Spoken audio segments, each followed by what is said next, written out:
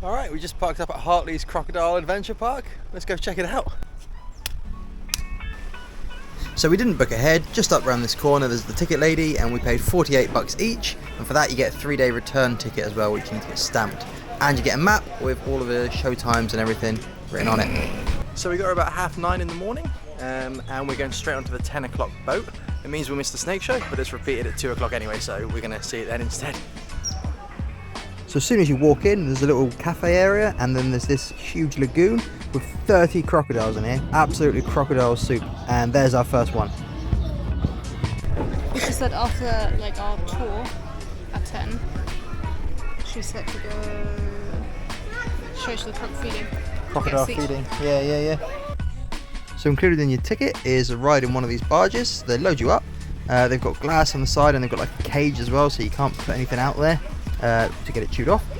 And yeah, they take you around and they feed the crocs right beside you. Now I'll do my best, guys, to bring crocs over on both sides of the boat for you, alright? So don't worry about which side you're sitting on. My job's to make sure everyone gets a good look. Now we do just have a few safety features we have to cover first. As you can imagine, it can be pretty dangerous on a lagoon full of crocs, but I hate them more than you guys, so we'll knock it out of the way nice and quickly. Your number one rule for the trip, guys, don't stick anything outside the boat. The crocs in this lagoon are all conditioned to associate anything coming off the side of the boats as a feeding opportunity. So if you want to keep it inside. We have seen some of these crocs get their heads up to the roof here as well. On the right is a greater egret. We call him Stanley. Stanley's lived in the lagoon here for about 5 years. I've actually witnessed that bird purposely antagonising the crocs. And crocodiles do love their KFC. Actually, no, that's a lie. It doesn't bother them, guys. They'll literally eat anything. We're included. Yeah. Alright, let's see how we go. This is the fun part, trying to find out where the hell they are.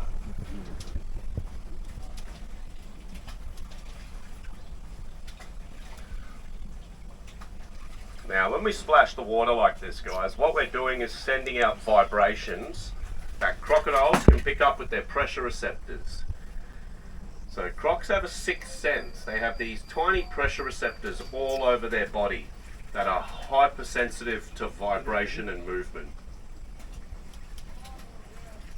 Now, it's what makes them so dangerous, guys. The fact that crocs don't have to see, smell or hear to know where you are. They can feel your movement.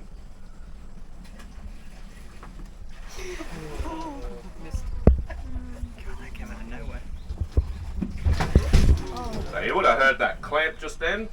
It's called a jaw pop. Very distinct sound you're going to hear at Heartley's, guys.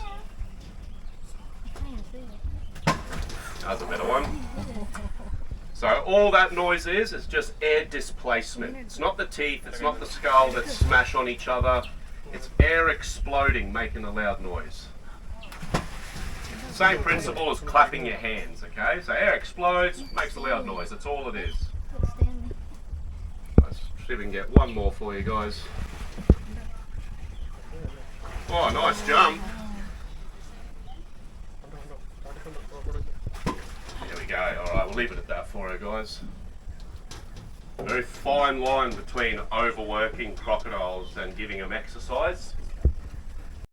Mate, give me a break. They're the only things I can tease that don't slap or punch me. You don't have to feel bad if they don't get the food, guys, okay? The crocs do get the food off us a lot, alright? And there's a big male behind there. That's one of my favourites, that's Scarface. Experts believe anywhere between 60 to 80% of all wild salties in Australia have never even seen salt water. And just to confuse you all more, the other species, the freshwater crocodile, can even live in bloody salt water. But when you think about it, it's very typical of us Aussies to be bloody bad at naming things.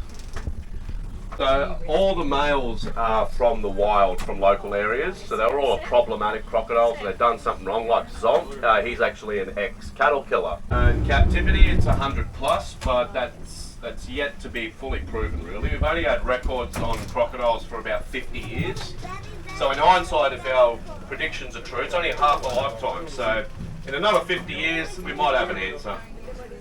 But I'll be long gone due to my poor lifestyle decisions. But did everyone enjoy that? Yeah. Nice one. Now your next event is at 11 o'clock, guys. You don't want to miss it. It's my favourite event that we do. It's the 11 a.m. Big Croc feeding show. So a bunch of us will go into an enclosure with about 6 or 7 psychotic crocodiles. We'll feed them by hand. We'll get them to chase us around and try to kill us. It's bloody awesome. Don't miss it. Okay, so we've done the boat cruise. Cruise, it's probably not the right term for it, is it? And it was awesome. The bloke was super informative and properly good. So we were a little bit early for the next show, which was the Croc feeding show. But when you get there, there's loads of like stands and seating and standing areas, so everyone can get a good view of the crocs. Oh, careful, Thomas. Get bitten. A lot of paperwork. I'll be filling in forms for the next 2 days, Thomas. So this is a sub-adult male, guys. Let's see if it'll jump out for you. Jesus, Thomas.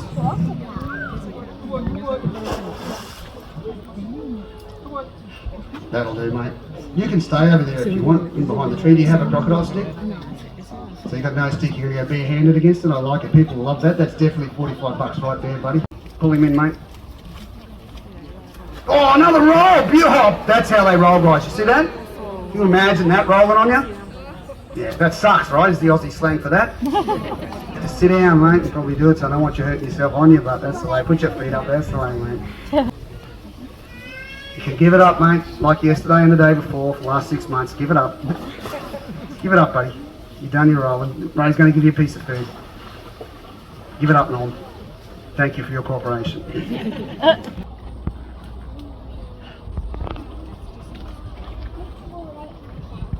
Pull that thumper and hold your foot. Oh. Pull that thumper and caught. Oh, he's going to do it, caught.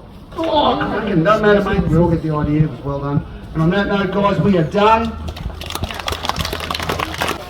So after you leave the saltwater crocodile enclosure, you go into the freshwater crocodile enclosure, and here you can actually pay to be the one that actually feeds them on the stick. Now freshwater crocodiles are so much smaller than saltwater crocodiles, but the really cool thing with these guys is they're only found in Australia, nowhere else in the world. Okay, so far we've done the river tour, seen some crocodiles. We did the attack show, which was pretty good. We had one guy that was obviously like the senior person in charge, knew all the facts about all the crocodiles, and then he had like his like younger trainees were like running around with sticks and stuff like that. It was pretty entertaining. Saw some freshwater crocodiles, which are way less intimidating. Apparently they can't kill, well they can, well the keeper said not to worry. She said they might bite you, give you a scar, some stitches, but it would be character building, I think is what she said. But the saltwater crocodiles are almost as scary as that. So this place has got a big reptile house, and in it you've got all sorts of venomous snakes and lizards and like stuff that's native to Australia. There's also some stuff that's not from Australia, but I wasn't so interested in that, to be honest. So this is an inland taipan, which is the most venomous snake in the entire world, and we can find it here in Australia. And this guy is an eastern brown snake, and he's statistically the most dangerous snake in Australia because he's super defensive. This guy's harmless, but he looks awesome.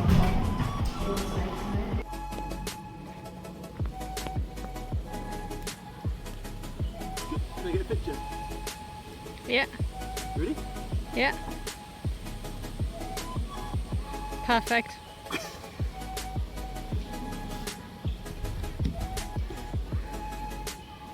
Yeah. Can't really get a headlock, can I? Elegant.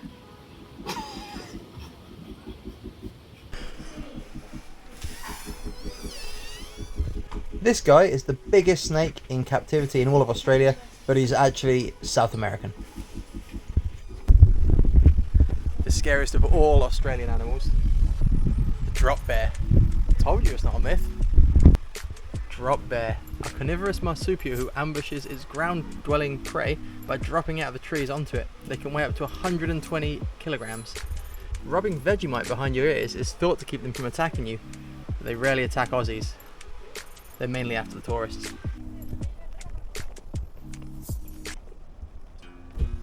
So this guy's an emu, and they're found all over Australia. When we were in Western Australia, we saw heaps of these walking across the road and just minding their own business. I think they're pretty much considered harmless, but they're pretty intimidating nonetheless. Pretty amazing to see.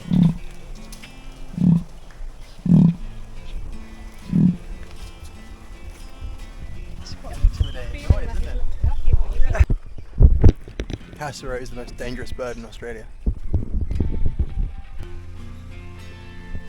Not to be confused with an emu, these guys are way bigger, way more aggressive, and look incredible. Typically around 65 kilograms, but they can weigh up to 85 kilograms. These things, cassowaries, are known to be super aggressive, and they've got huge talons on their feet, and they're known to disembowel people, rip them open, basically. So they're pretty scary guys. Emus not so much. Cassowaries, stay clear. This Australian snake, you would have all heard of the red belly.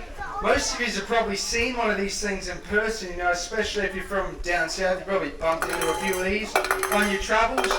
Very commonly encountered snake in this country. I'd argue they're probably the most commonly encountered snake we have in this country. There's a few reasons for that.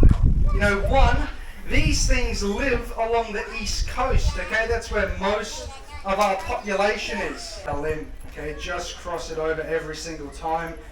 You want to maximize the amount of bandage you use. Now, one should comfortably do your arm, but you definitely going to need two if you're bitten on your leg. So this was the last show that Lisa and I went to for the day, and this was the Croc attack show. Oh, you can have it. Give me one good job up and it's all yours. There you go, it's all yours, bud. You got it? Right. So he's got you. I was going to take him back in the water. Usually a bit quicker than this. And then, just for example, if you grab this tree, let's say grab a tree for example, right? He's going to try and knock you off your feet and try and get you in the water. A couple of head shakes there for you. A couple more head shakes. Come on, mate, what are you doing? Can you give us a roll? And a head shake move today. So, there we go. There's a slow one there for you guys.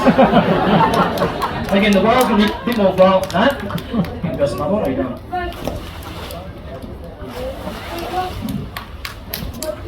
There we go, guys. There we go. That's good. Alright, now pass that back, please, dude.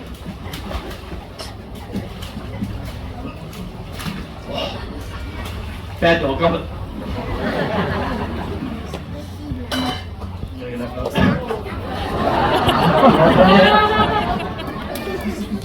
Right, now we've got to get this back off of me, guys. This is the hard part, believe it or not. Right, ready?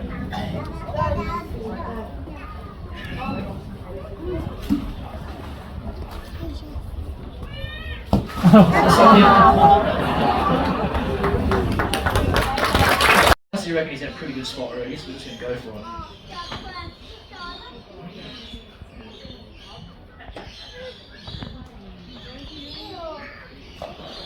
Over here, dude. Come on.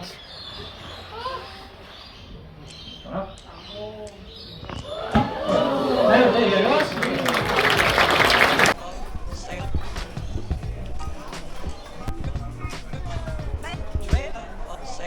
Okay, that was it. Day at Heartleys. The only thing we didn't do was the cassowary feeding, and koala feeding as well. We've seen that loads of times before. So that's it. Hope you enjoyed it. See ya.